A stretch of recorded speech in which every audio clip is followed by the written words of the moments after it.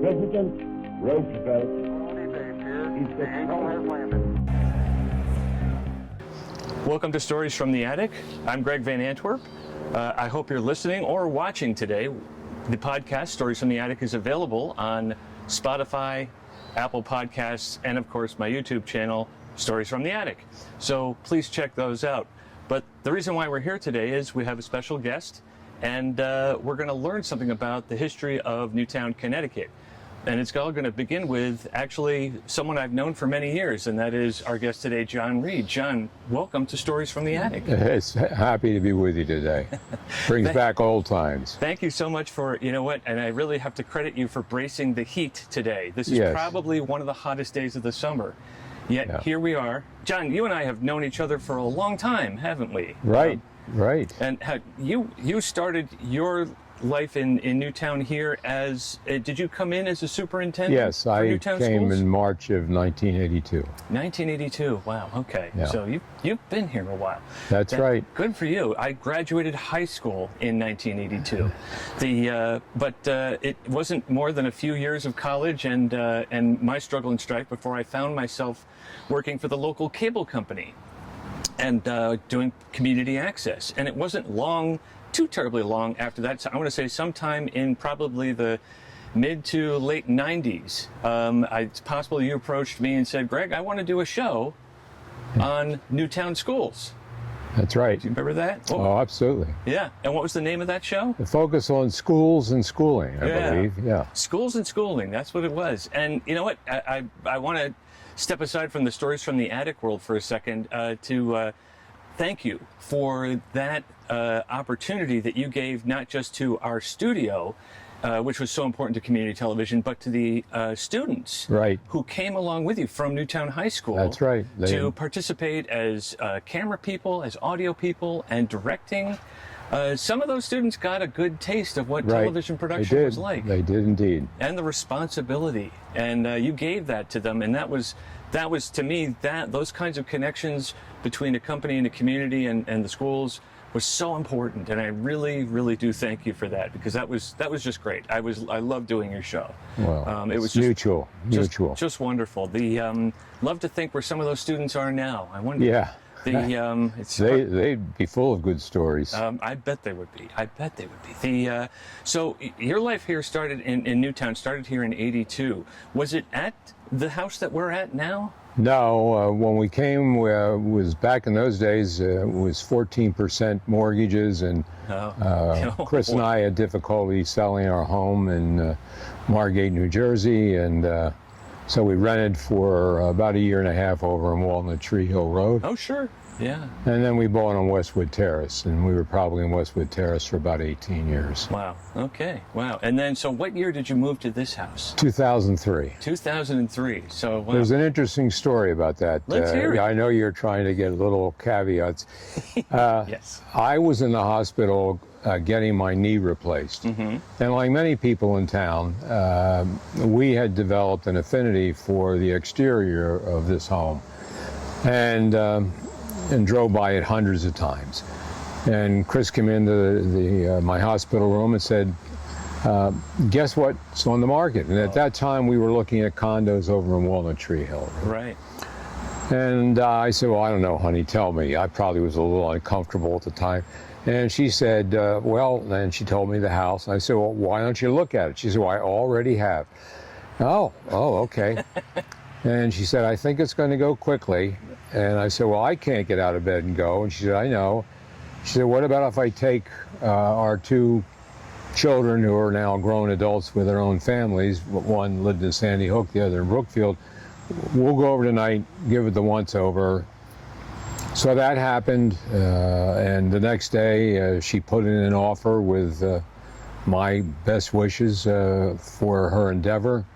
And after a little auction, we ended up with the home. Oh, wow. So it was an interesting beginning. So yeah, it was smart of her to get to you while you were down, because that was boom. Yes. She went in there and she but she made a great decision and a great purchase. Well, both of us. I really, really liked the house. Yeah. She really, really loved the house. Yeah. Well, it's just another one of the showpieces on Main Street in Right. Newtown. They're just strung with beautiful homes and kind of gives that really wonderful small town. That's right.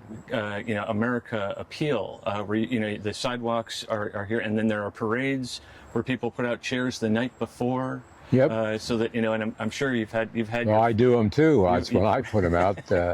And it's another nice feature. Is right across the street is the Sailors and Soldiers Monument or Memorial. Right. Yes. Which actually is quite a beautiful It is.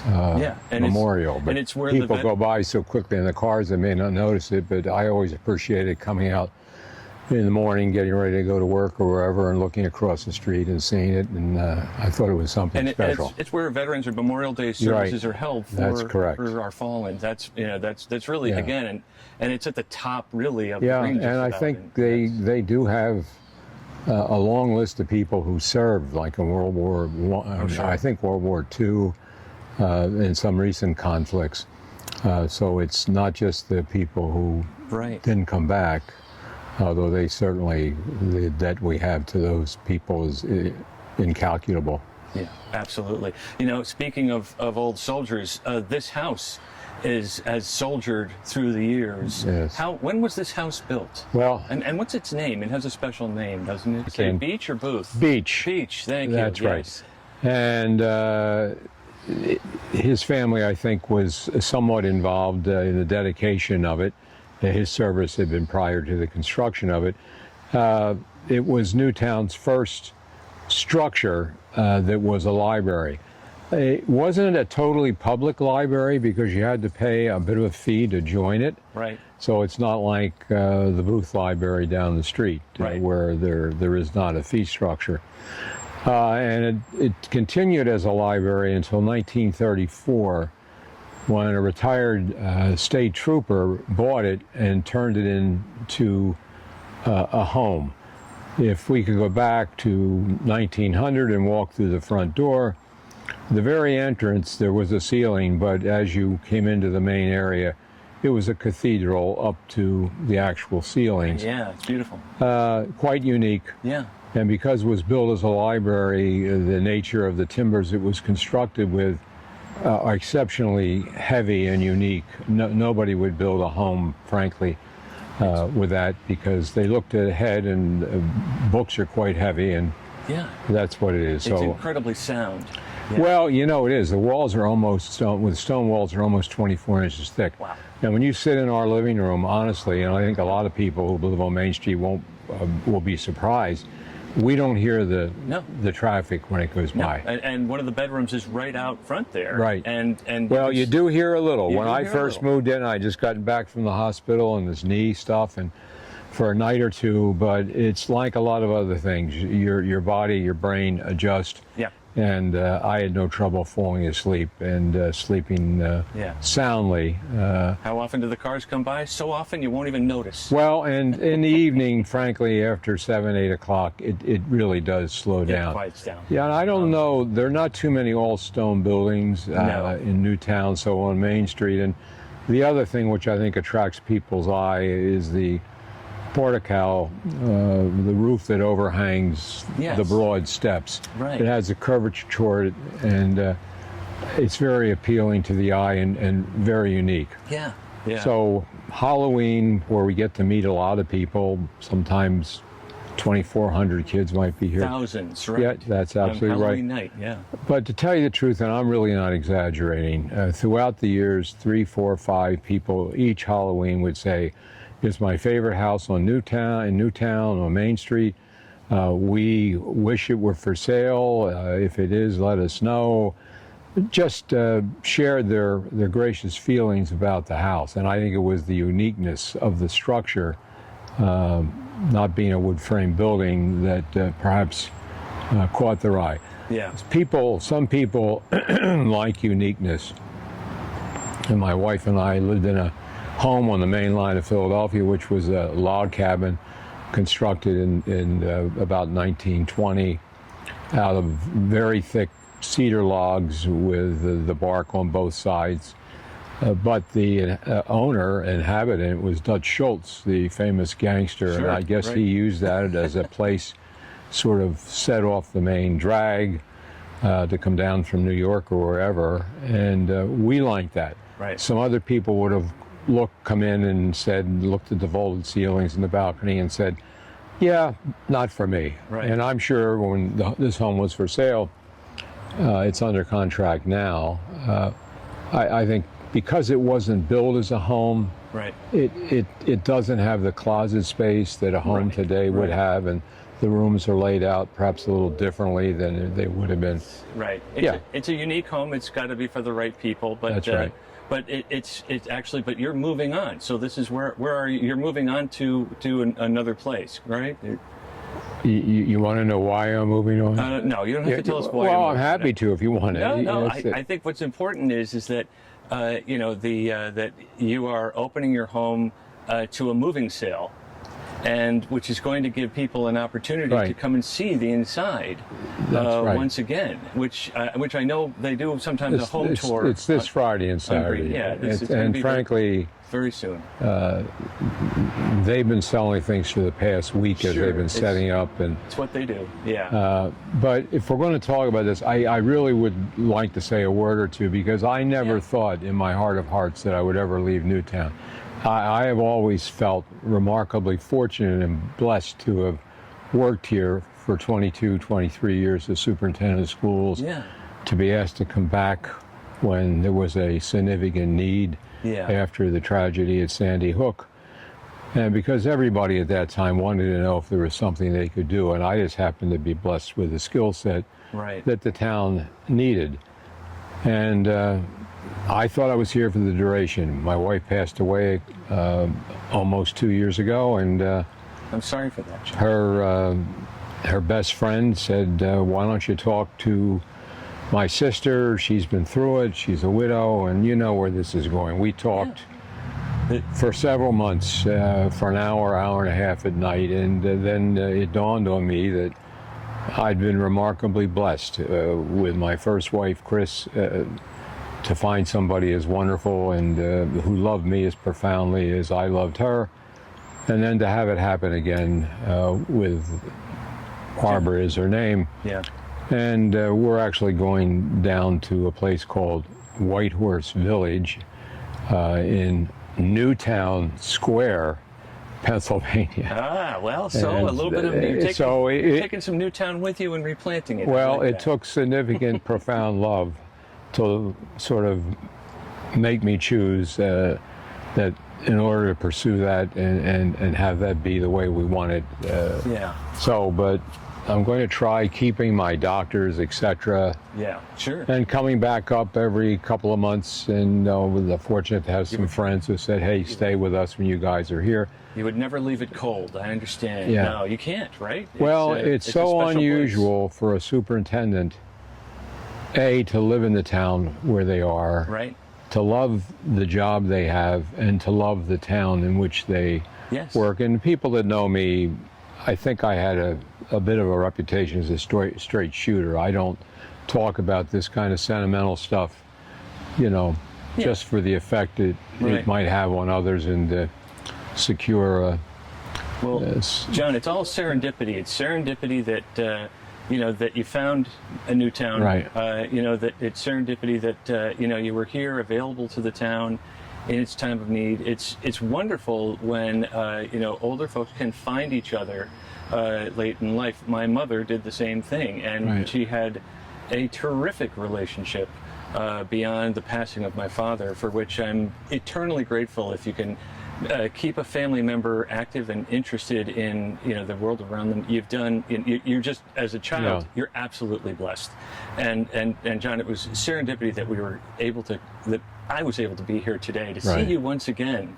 And see your beautiful house, and again, serendipity that people will be able to take a stroll through here Yes. over the weekend to take a look and see the opportunity to see such a beautiful historic home still in very much the same kind of structural condition that it was in. The books aren't there. No. And you know, additions were made to expand the kitchen, but it's still there. The bones are still there, and it's a wonderful. Frankly, very little has been done to change the layout that the gentleman who converted it into a home for his mother in '34.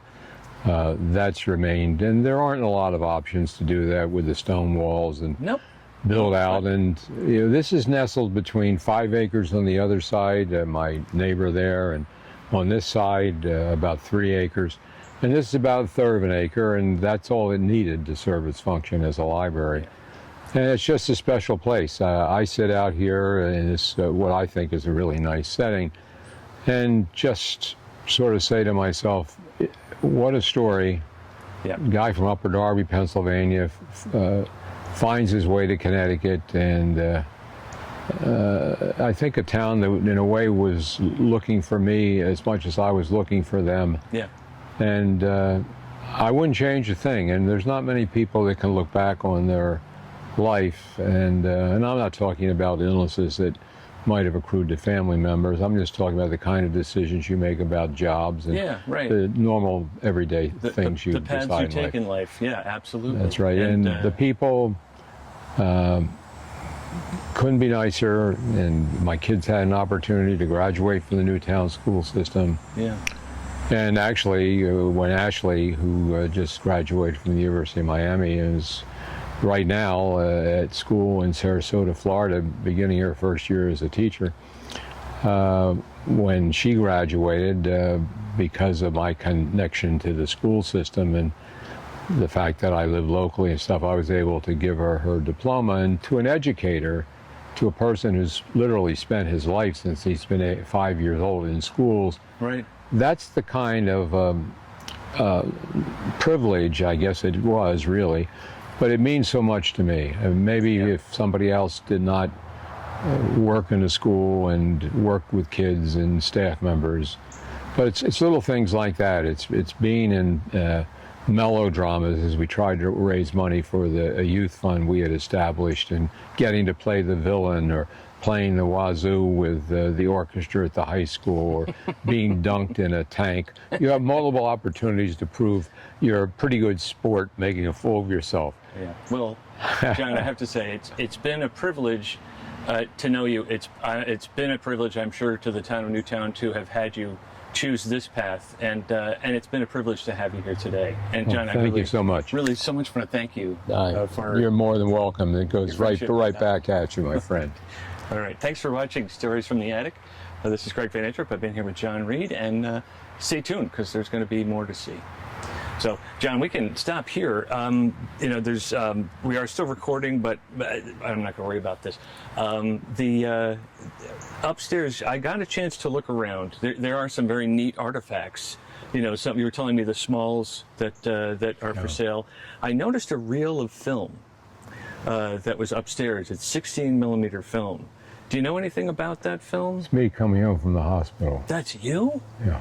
In 1942. In 1942. Yeah. That's fantastic. Yeah. That's. I don't know if there's much interest in it to go back and see me as a baby. You were a Pennsylvania. Right. Born outside of Philadelphia. Wow. From Moore Hospital. And was your father in the service, or what was the? He was. Okay. Yeah. It's interesting because I'd love to share that film with you. Right. Have you ever had it transferred? No, I haven't. Okay. Would it be okay if I transferred it? Absolutely. You know what? Would it be okay if we took a look at it right now? Sure. Because I've actually transferred it for you. Oh, you have? Yeah. Oh, okay. I was going to wait until I had permission before I told you that I did, and if I didn't have permission. How quickly you did that in like 10 seconds? I mean. John, I'm a miracle worker. It's a miracle that I can work. Right. No, it's just my passion is for the past and for history, and in a lot of my talks, I love I love what I call many happy returns. Right. So I do live presentations, and I will turn over things to people that I've found because I don't resell. Right. I retell. And so when I see a piece of film, I love film. I love old media. And when I saw this, I asked permission if I could, and Jane and Tim were very reticent about it. And I said, I'll take good care of it, I promise. And they were very nice to let me do it because I have a professional that over in Beacon, New York, his name is Helga, and I brought it over him as fast as I could, and he transferred it with care, and we put it right back where it was, and we're gonna not talk about it until, if it was gonna be too personal for you. No, not at all. But okay, can you see it okay? I want to get the reflection out of there so you can see it. So, Okay. And then let's see, I'm gonna do this so I can bring up the brightness as much as I can, and then we'll go back here. Hang on. It's a little dark in the beginning, so we'll be able to see that more, and we might be able to juice it up a bit, but there we go. Oh, that's okay. That's my grandmother, and I guess she's holding Is she me. holding you? But yeah, it seems to be out of order because we're going to see a sign for a maternity hospital. Okay. And Well, then that couldn't be me if Oh, it's really? in order, because I wouldn't have been born yet. yeah, so who might this be? Maybe my cousins. Okay, let's see. It's This might be probably your cousins. Bobby Lou. Here's Bryn Mawr Hospital where I was born. Okay, then this is likely this. Yes, that's right. Barb lives very near there. My daughter was born in Bryn Mawr Hospital. Wow. Okay. So let's see, a little hard to see there, but it looks like Yeah, mommy holding a yes. baby. That's what that was. And here's the nurse carrying you Yeah. out, That- and your parents getting in the car. Yes. Oh my gosh. It's 39 Studebaker.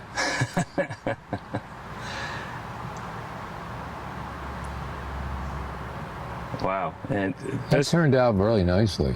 it did, yeah. But again, you can often put back what isn't there. It's a little hard always when Right. you have a camera because it's easier to see on a larger TV, where maybe you can adjust the brightness a bit. But again, we're at the mercy of who's. There's the row home we lived in, 360 Springton Road. Wow. Almost lost it 3 times in a sheriff's sale. My dad became an alcoholic and Oh.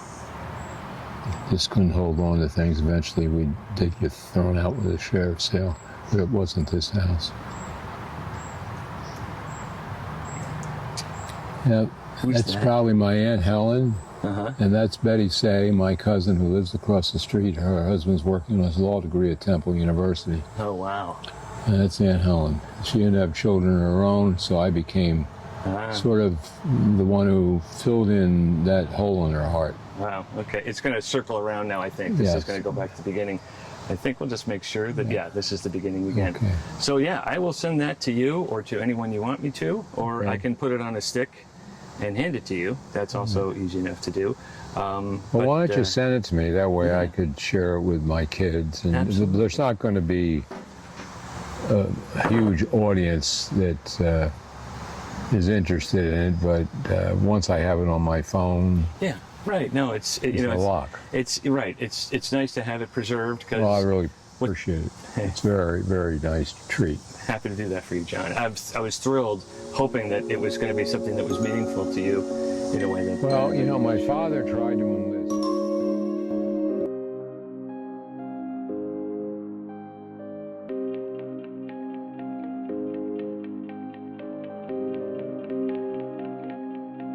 President Roosevelt is the president.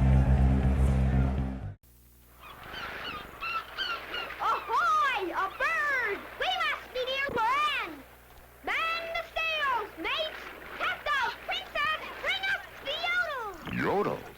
We'll eat before we go ashore! Oh, so that's what pirates eat.